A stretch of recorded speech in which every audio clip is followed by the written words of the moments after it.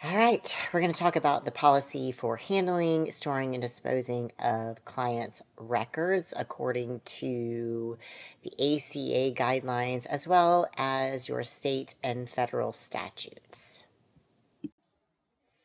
An overview of what we're going to talk about, or our agenda, is why do we keep records? What is record keeping? How do we handle these records? How do we store them? And how do we dispose of them? When we think about record keeping, we want to remember that it's for both parties. It's for the counselor and the client.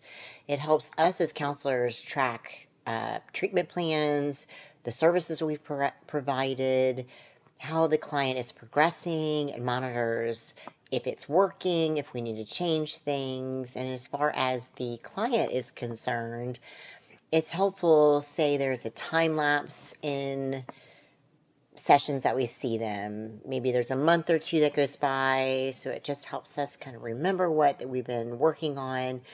It helps if there's a change in providers, so say they move or they decide to go with someone else. They have records that they can access to take with them if they would like to do that.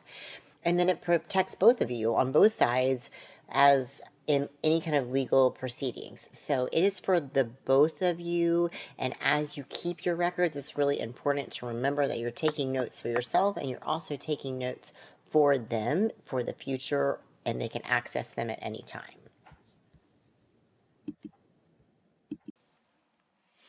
There are certain things that the ACA mandates that you must have in your client's records. The biggest thing that it mandates is that you have to have that informed consent.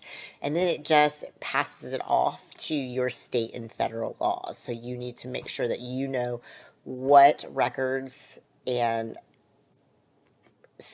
forms and requirements that you must have in order for your state and even your own agency, meaning wherever you're working might also have its own list of things that it requires you to keep in the client's file. So everybody's going to want the informed consent, obviously. After that, then you go to your state requirements. So for Florida, there are several different things that they require for us to have in our clients' records that are documented legals. And one of them is obviously the informed consent. The other is things like we have to have a third-party release. So letting them know, hey, if anybody comes, they need to know that, and then they have to sign that. If there's any kind of legal issues, like if it's a custody battle where parents are going, we have to have forms that are in the files for that. Florida requires a social media release, so if they don't want anything like anything mentioned about them there or pictures or whatever, all of that has to be signed and put in their file. And then if you're doing telehealth, that's a whole nother file for electronic records that they require. So that's just Florida. So then it's really important that just as you make sure that you read your state laws for Washington, Oregon, California, whatever that looks like, so you know what you must have for your clients. And then if you're working for a certain agency, they might have their own forms that they want you to and require you to have for your clients. So it's important that you just know all of the three things. What is the ACA mandate? What is your state and federal law mandate? And then what does your agency, the people that you work for, make sure that you have those signed, sealed, and in that file. So there are four major areas that the ACA hammers down on when it comes to the handling of records. And the first thing we all know, because Dr. Peck has really hammered it into us, is that the client's welfare is the most important. That the confidentiality is not just about the legal issue, but it's also about hindering the therapeutic process. So we want to make sure that whatever we're doing with the records, however we're writing the things, whatever goes outside, is most importantly, we are thinking about the client's welfare and the therapeutic process. So obviously that means the informed consent is really important again. The second thing is just explaining that to the client is as you're going through the informed consent, letting them know that you will not release any information at all. And that's important because HIPAA is in full effect and confidentiality is the most important thing. So you won't release anything unless, and obviously we practiced that when we were all at the mock counseling, so we're pretty familiar with that. But just the things that, I won't say anything except for these things: harm, abuse, that if I was subpoenaed, if you were to sue me, we all know those things. So just letting them know those things so they can make sure that they understand the process of what record keeping looks like and that it's not going anywhere outside of your room.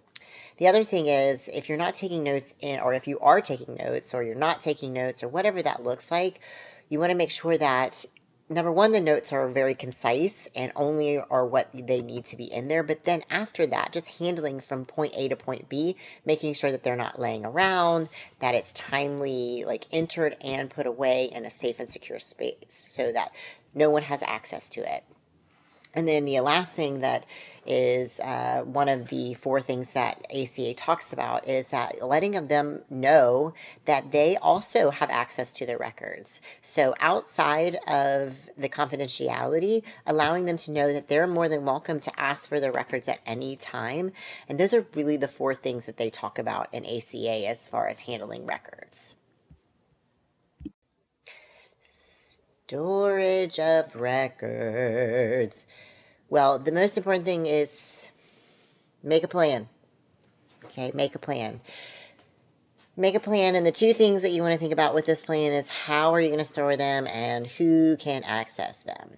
If you are going to be doing physical records, then you want to make sure, just like Dr. Peck said, that you make sure that it is in a locked cabinet, and it needs to generally be in a secure room, and that room needs to make sure that it's not able to get fire damage or water damage or mold or anything that could completely wipe out clients' files. Makes me think of hurricanes in Florida, and I wonder how they do that.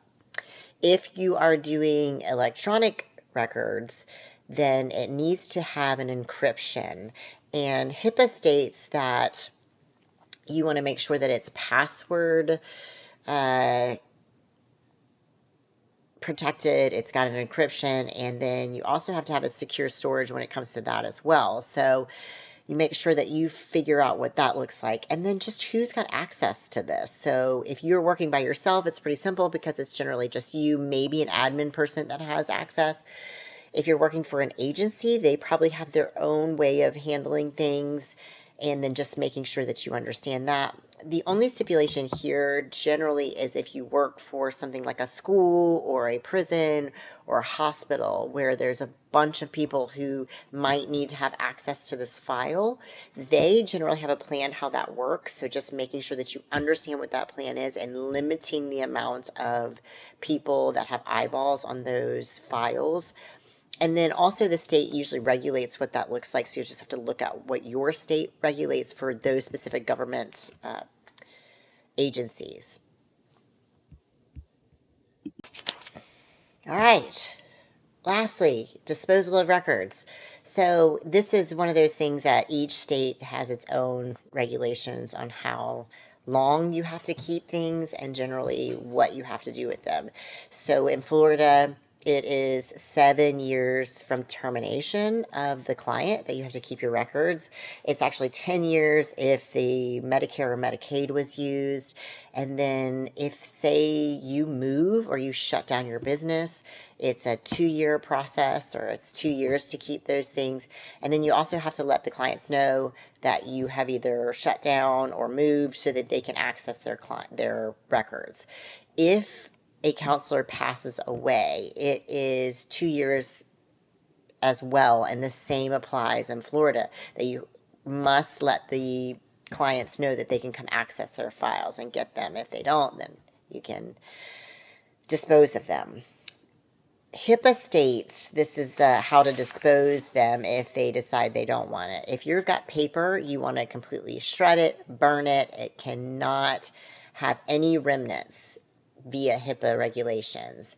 If you do that, you have to let them know. It has to be unreadable. Number one, it has to have the date that it was disposed, it has to have how it was disposed, who disposed it, and the witnesses that were there. So it's very, this is very serious. I didn't realize how very serious this is. And if it's electronic and you're going to use a third party to wipe electronic records, then you also have to do the same thing via HIPAA. It has to be unreadable, the date it was, who did it, how it was done. So it's very, very specific and very serious about getting rid of their clients' data so that nothing is breached. And I think that is the conclusion to how to handle records. So thank you guys for listening, and I hope that you learned something about keeping records and what you need to do when you store them and how to get rid of them if anything happens. So have an awesome day, and I am sure I will see you guys later.